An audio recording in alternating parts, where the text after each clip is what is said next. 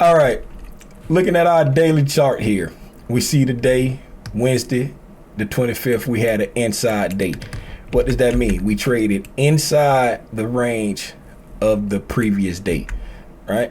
So this is Monday's candle, this is Tuesday candle, and this was today's candle, Wednesday. We did not trade outside of the high or the low end of the dealing range from yesterday. All right, so we had an inside day. Okay, when we go over here and check our down close candle, right? We're checking our down close candle. Was this our down close candle? Oh, yeah. I'm tweaking. This was the old down close candle we was checking there. But since we moved out of that range, we created 3 consecutive down close candles.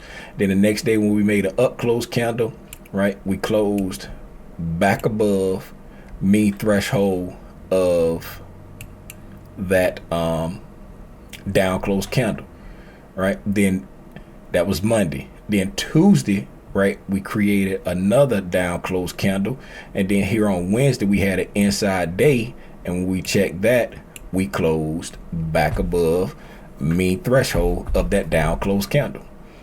Right, so we're slow again, we're slowly eking down, right? But every time we come down to a discount PD, speaking of a discount PDA rate, hold the presses, rewind. Last night we was talking, Yolanda started asking a question on the, what's that last night? Whenever we did the price action recap, and we was talking about Michael's video when he was talking about time distortion. Yolanda asked the question. We went back and we started watching the video. While watching the video, right, she brought it to my attention that Michael had his B adjust off on his continuous contract. Now, let's go over to the continuous contract. There's NQ1 exclamation point on TradingView, right? When you have the B adjust off, right? For those who don't know, right? The B adjust, that's the button. When you turn it on, I don't know if you can read that down there. It says adjust for contract changes, right? I like to look at it in the sense of inflation. Every time we have a contract rollover, this is contract rollover day. This is when that front month ends and you can't use that contract anymore, right? And you got to roll to the next expiry, right? Expiry, how you want to see it, right? Each time that happens, right, inflation, I like to call it inflation, kicks in. So there will be an increase in the contract price from contract to contract. So when the contract increases, what B adjust does, B adjust changes the contract. It raises all the old prices to adjust for inflation, right? Let me see if I can break it down for you. When let's look up Tesla, right? Let's look up Tesla. So when we come to Tesla, right? Who remember back in 2020 when Tesla was like $1,500 a share? It was crazy. Tesla was so much per share. I can't remember exactly how much it was, but it was like a lot of money per share, right? They did a split. When they did the split, matter of fact, I don't want to give you half but information, so I'm gonna ask Gemini, what was the share price of Tesla in 2020 before the stock split.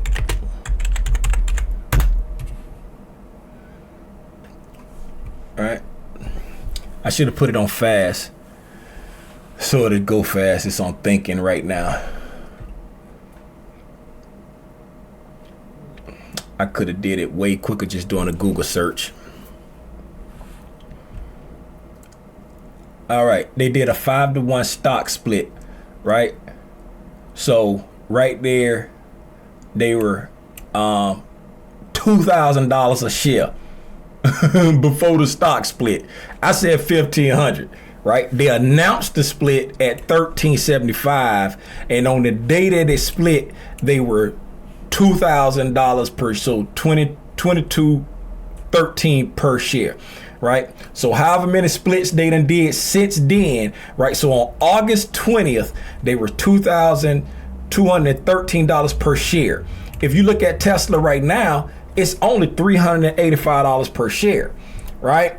And so if you go back to what date that was, August 28th, right? So if we come back here to August 28th, right? August 28th, 2020, right?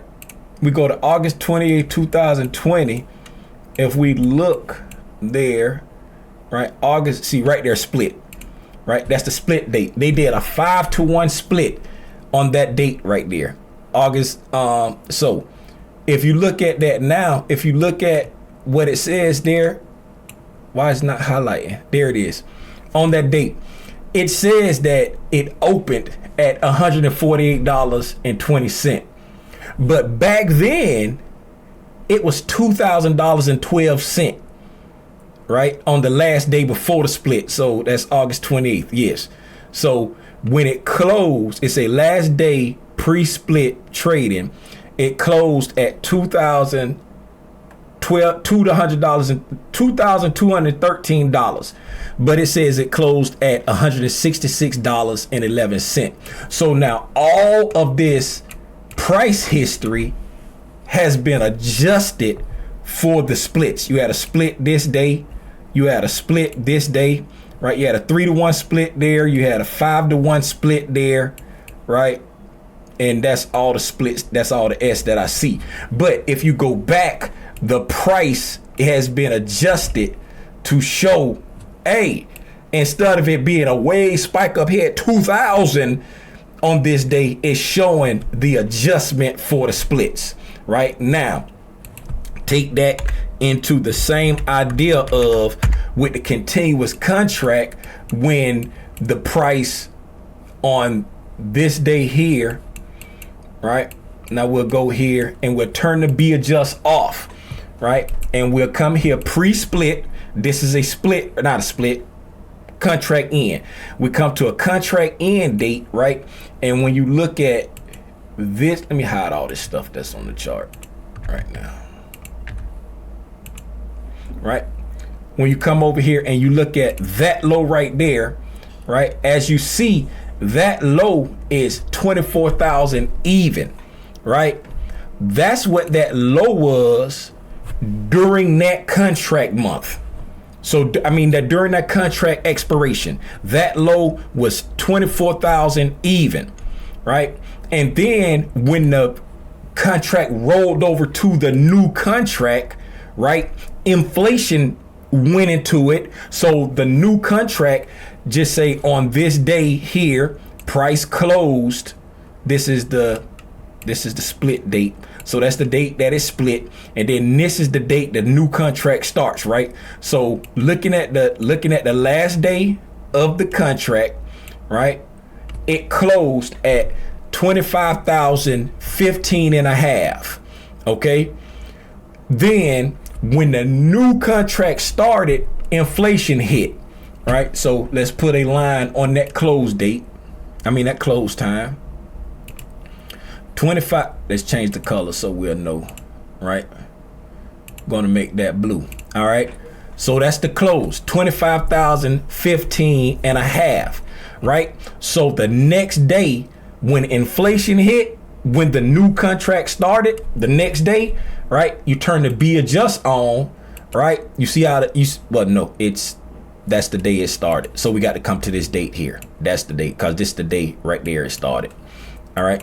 So the day prior to it closing, right? Because this is the new date, right? So the last day of the old one, it closed at 24,000. No, it didn't.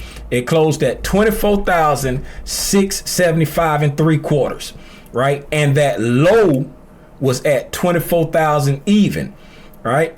But when the next day and the inflation hit, now it's adjusted for that inflation, and it adjusted it by, come here, turn it off for a second, right? It adjusted it up 215 points or so, like for the adjustment. You see what I'm saying? The adjustment, it has changed by 215.5 points.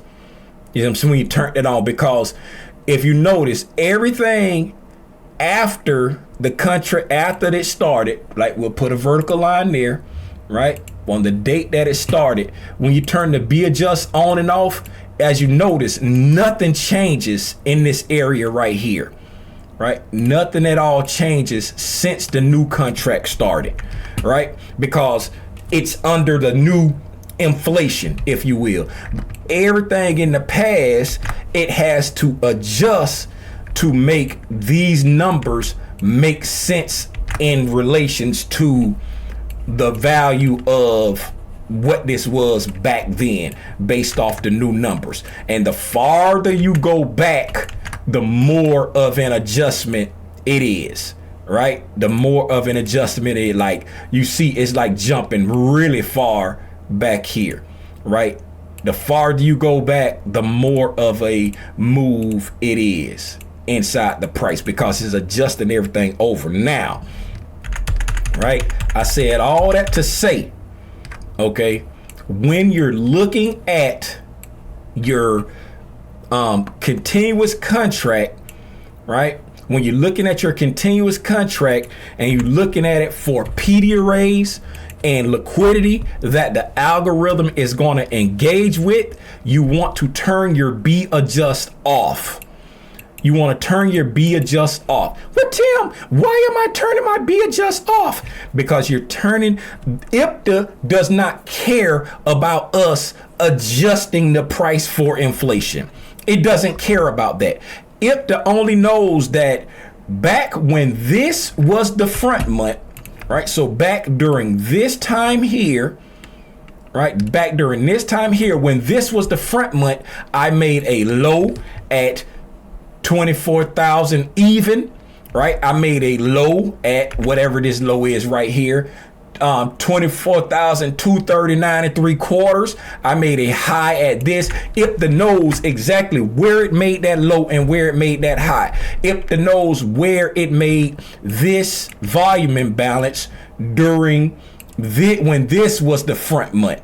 It knows the exact prices where it made that volume imbalance when this was the front month, right? So when you're looking at the continuous contract and you're looking back to get key levels, you're looking back to get discount or premium PD arrays, you're looking to get liquidity pools, you want to leave your B adjust off so that your liquidity pools are in the place where IPTA left them back then.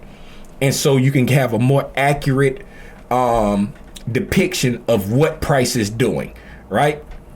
For example, when we were discussing this, we were doing our chart prep, right? We marked out a bullish fair value gap that was created back here on August the 12th, right?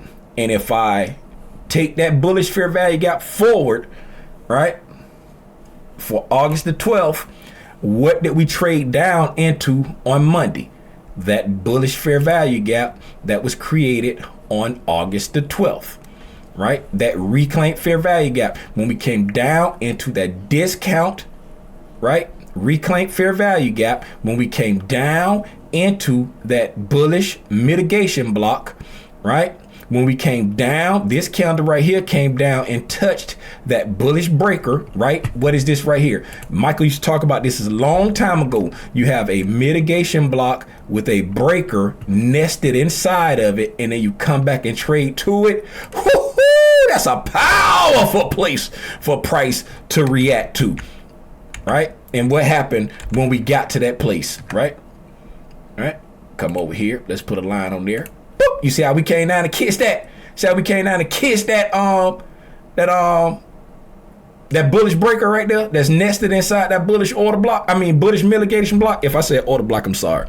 You got a breaker that's nested inside of a mitigation block right there.